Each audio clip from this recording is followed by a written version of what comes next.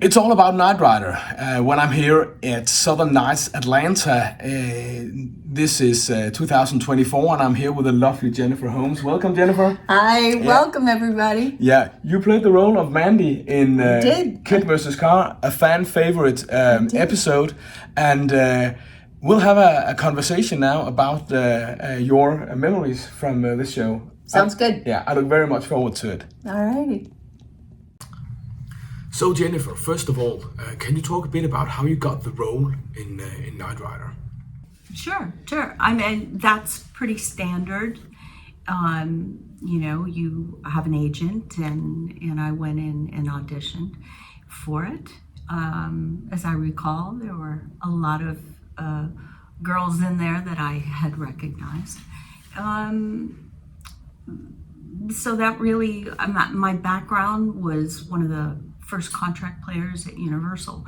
So I was used to the back lot, used to pretty much what was going to be required of me, and just had fun. When you got the role, did you know Knight Rider? How was it? Was Knight Rider a big hit? How was it to suddenly become a guest star in an episode of Knight Rider? Yeah, it was fun. I mean, it is totally fun to be on a show where there's a big fan base. But I think honestly, for me, Glenn Larson, I was a big fan of. I didn't know David at the time. But I definitely wanted to be part of it. I was excited, and then of course when I did end up getting the part, that made it a very different kind of an experience for me. Can you talk a bit about how it was being on set of Knight Rider? How early did you begin in the morning? Were you filming all the days, all week? Well, when you look at the scenes, mine were primarily the beach scenes at the Cove, the Malibu beach. So, and then of course when I'm in the car, basically we would probably get a call for 4 a.m. and be in makeup and hair, and then of course we waited around and shot. But the beach scene, if I recall, was certainly one of the first ones in the beginning. So it was a super great way to get to know Jeff, and we just played. We had fun. We were at the beach. To me, this whole business never felt like work. It was always play. So yeah. Okay. The scene where K.A.R.R is heating up inside, you're sitting in K.A.R.R. That is one of the most brutal scenes in all of Knight Rider. I had my kids watching the show when they were 5 or 6 years old. That was the only scene in all of the episodes that I fast forwarded. Oh my! Yeah, oh. It is brutal. Oh wow! How was it doing it? Well, the technical part of it, as you and I talked a little bit about before, was that there was a cameraman that I recall that was between my legs and trying to get shots from inside the car. So once, as an actor, you say to yourself, okay, I can't really forget that that's right there. Let me just use it as an obstacle. Then it's just pretend. I think it's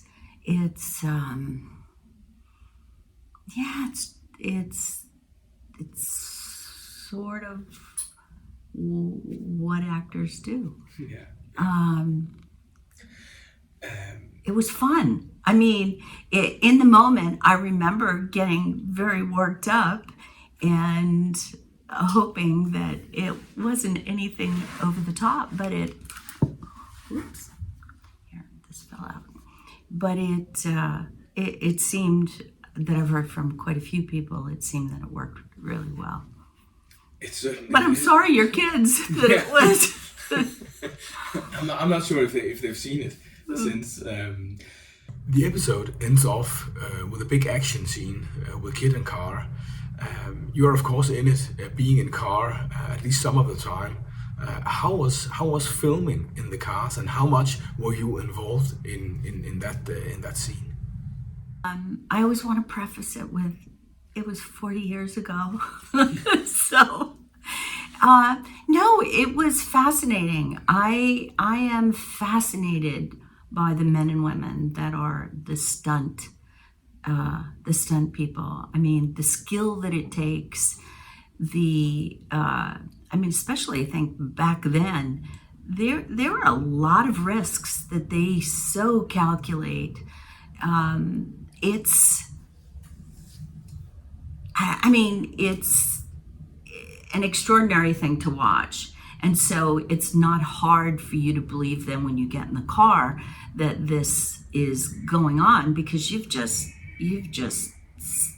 seen this magic happen right in front of you. There's the movie with Ryan Gosling, Fall Guy, which I thought was, the story doesn't matter, but I thought it was brilliant in just depicting what stunt people go through, and how as an audience you're really not familiar with that at all. I mean, these men and women are incredible. They make the film. Do you have any memories of the different kit cars that was in the show, or car cars, I might say? Well, the only car that I was in was Car, the evil car. So, no, I think I was more thinking about how cute Jeff looked and David Hasselhoff. And so I hate to be a real disappointment to the car part of it, which is so integral, but I was fascinated by the lights, the look of it is, it's cool, and especially in the 80s, it was very cool. Also recording while being in the car, you had lights all over. The lights were, yeah, and cameras pointing at you from all directions, I expect. Yes. Yeah. So, coming to the cast, memories. You had a splendid time with Jeff. We zoomed with Jeff yesterday, and Ed has been here as well. What a sweetheart! Yeah. That is so sweet. We all got to know each other when we were being fitted for wardrobe, and Ed actually reminded me that we were there for about 3 hours. A lot of times when you're having fun, you don't think about how much time. Like yesterday, all of a sudden somebody said, "Oh, it's 7:30," and I was completely shocked because I had such a blast meeting everyone. So our initial meetings, you just see the warmth of everybody, and as an actor also, those moments are gifts, because immediately you're supposed to have these connections, certainly Jeff and I, and you want to make sure that before you film that there's some sort of spark, so that people might actually believe that you were boyfriend and girlfriend. And then of course Ed, who ended up to be not a very nice man, but I didn't have to deal with any of that. So for me, he was just a sweetheart. Did you get to know Edward Mulhare as well? Patricia McPherson? No, I didn't see any of them. I went, I'd see the trailers when we walked by. I think that Edward, he might have been filming before, but no, my scenes were really just Jeff, and then at the beach shop with David, which I think I had told that there was a memo after I did my episode that they needed an actress who was taller than 5'3". But no, I didn't meet any of the others. What about David Hasselhoff? How was it being on his show?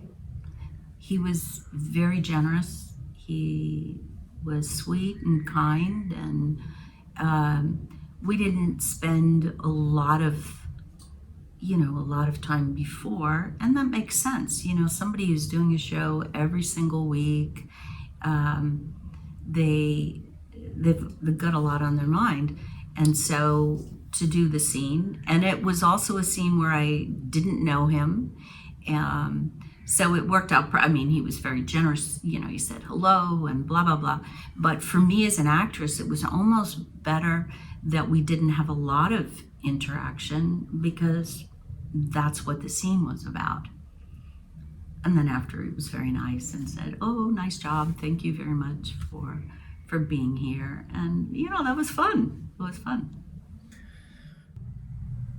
Now we're here at the Southern Nights Atlanta, Mark Puette's fantastic event. How is it being part of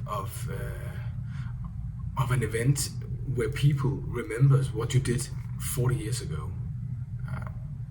Shocking, humbling, such an unbelievable boost. And also the idea that there's something that you did such a long time ago that had this impact on people that you didn't know and had no expectation that would happen. That we have a sweet fan who is quite ill, and I was so moved and touched by the fact that he, during this process of his illness, wanted to meet me. It's humbling, and I had an incredible experience. I had a moving experience. Totally taken by surprise. I had no idea what to expect. And people here are so kind.